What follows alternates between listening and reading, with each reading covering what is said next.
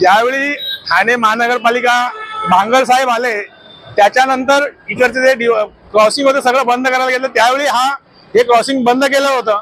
आणि ज्यावेळी बंद केलं त्यावेळीपासून आम्ही सर्व भारतीय जनता पार्टीचे कार्यकर्ते हे खुलं करण्याबाबत सगळ्यांना निवेदन देतो। इथल्या सगळ्या सोसायटीचे पदाधिकारी असतील, सोसायटीचे रहिवासी असतील, नागरिक असतील, या आणि रिक्षावाले असतील, वाहनधारक सुद्धा, या सगळ्यांची मागणी होती की हा रस्ता परत खुला केला जावा।